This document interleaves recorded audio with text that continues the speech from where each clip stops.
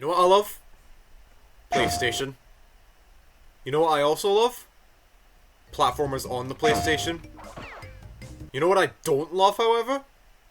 Seeing platformers on the PlayStation get consistently abandoned because they're cool and don't deserve such a fate. Now, I'm not really someone who hates the new PlayStation games. In fact, I really do like them because of the great stories and amazing visuals, and of course, the good gameplay. They aren't the cutscene-filled walking sims everyone makes them out to be. However, a thing I will absolutely agree on is that PlayStation has lost that variety they were known for years ago. Back in those old days, PlayStation was known for having classics such as Crash Bandicoot, Spyro the Dragon, Parappa the Rapper, Jumping Flash, Klonoa, Loco Roco, Knack. These games were entertaining and groundbreaking for the time, and while the PS1 wasn't as powerful as the N64, it certainly had a massive impact on the gaming industry as a whole. Recently, Astro Bot came out to remind me that, yeah, PlayStation is missing that variety they had all those years ago, and they weren't as experimental as they were back then. One of their most unique and innovative experiments would have to be the most underappreciated games from their lineup, the Ape Escape series. On the surface, these games are basic collectathon platformers, but in actuality, they are some of the most unique and creative games I have ever played. Not just in PlayStation's lineup, but of all time. So here I am, talking about free games where you run around catching a bunch of chimps. But let's not dwell on this introduction for longer. We have 3 awesome games to talk about. Starting with...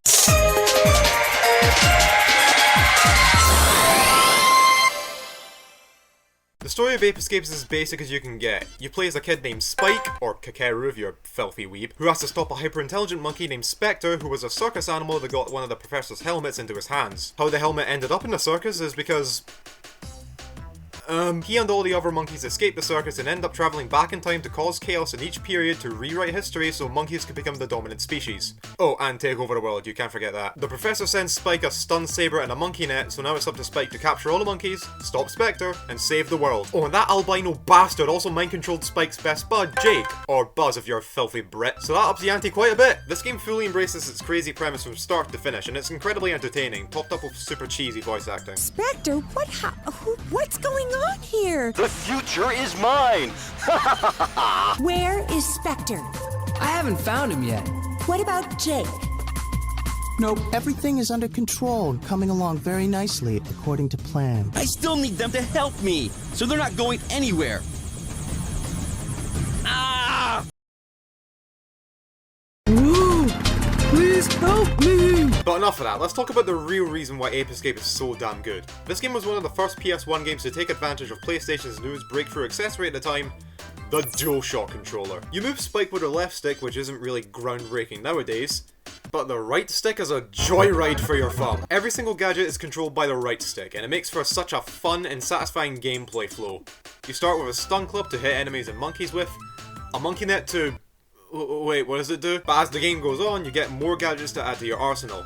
A slingshot with 3 different ammo types, a water net to let you catch monkeys underwater, a dash hoop that makes you run like a madman, a skyflyer to propel yourself and hover for a good while in the air, the monkey radar which helps you which monkeys is where and details their stats and personalities, and a magic punch which you can find by, I don't know, play the game idiot. These gadgets can be mapped to the face buttons on the fly, and it's easy as shit, but once you feel like you got the right loadout for the job, you can get away with the coolest gameplay on the PS1. You can even use newly unlocked gadgets to revisit older levels so you can catch the remaining monkeys you missed or were unable to catch previously. Oh yeah, speaking of those cheeky primates, no monkey you catch is the same. Yellow monkeys are neutral, light blue monkeys are shy, dark blues are super fast and they will escape you if you aren't careful. They're also sad, I think it's also because they're running away from their problems. White monkeys are the most tech savvy. Black pants monkeys, which are the only way to describe them without sounding racist, will shoot you on sight when near. Green monkeys are very smart, but they pack a lot of heat with those homing missiles. And red monkeys are the most aggressive and will not stop until you're dead and rotting in the ground. This isn't even mentioning the ones on dinosaurs and the ones in vehicles, but each variant of these little guys make catching them all the more fun. For PS1 standards, this game is visually amazing. It's super colourful and each of the stages has its own iconic atmosphere. They made the disgusting insides of a dinosaur look visually appealing. How the shit did they do that? Like, I'm more of an N64 guy, so seeing what the devs pulled off with weaker hardware is super impressive and still holds up well. Which is something the PSP remaster kind of failed to do. The colours are more washed out and everything looks less appealing.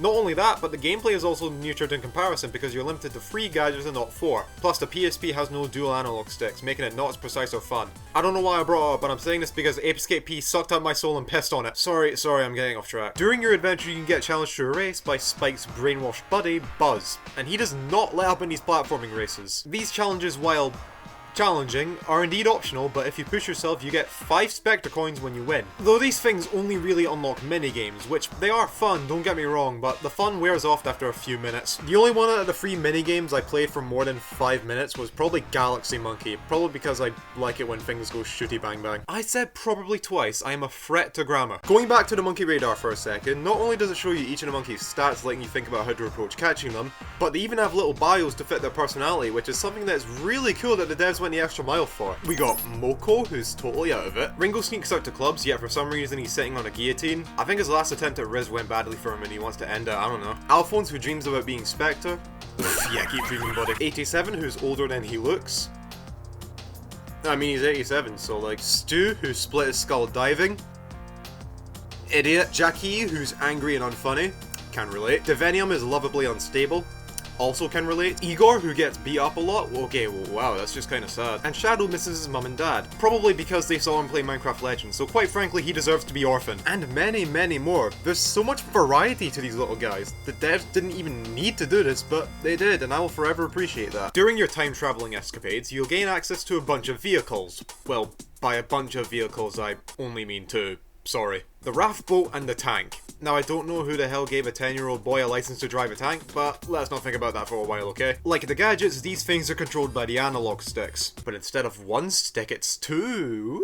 Ooh. They also do a good job of showing how the DualShock works. And they're another neat way for progressing through the level. Problem is though, why do we only get access to the tank twice? Did the devs really need to give us more of that floaty yellow beanbag? The music for this game, holy shit! It's one of the most memorable soundtracks on the PS1. Despite each track loop being rather short, they complement the theme and tone of the level by being very different from one another and are super catchy. Some are even very relaxing too. I'll give you a few demos to show you what I mean. Yeah.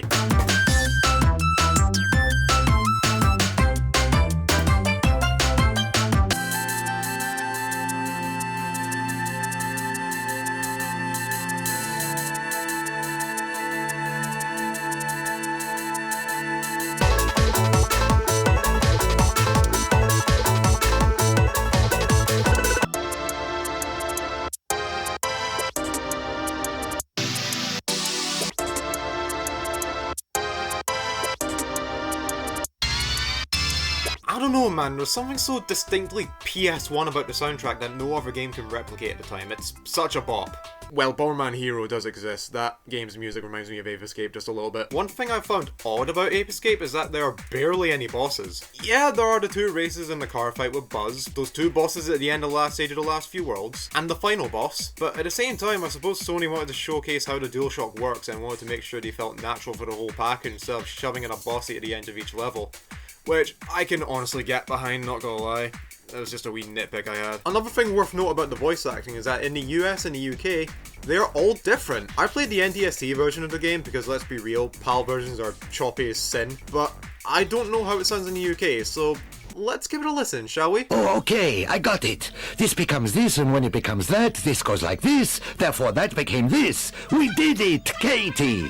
Hi everyone in the lab, how's it going? My name is Spectre. We have almost brought the entire town under control. Good.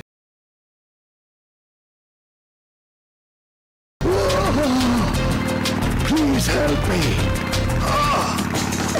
Okay, yeah, I think I like this more. For a PS1 game, it's also quite lengthy. I expected to spend about 3 to 4 hours on it until I beat the game, but my main time in the campaign, along with catching all the monkeys to get the true ending, took me 14 hours, along with getting all the trophies. Oh yeah, did you know that backwards compatible games for the PS5 and PS4 have trophy support? It's pretty cool and I recommend them if you want to start getting platinum trophies. Oh yeah, speaking of the true ending, to get it, after capturing all the monkeys, you get one last encounter with Spectre.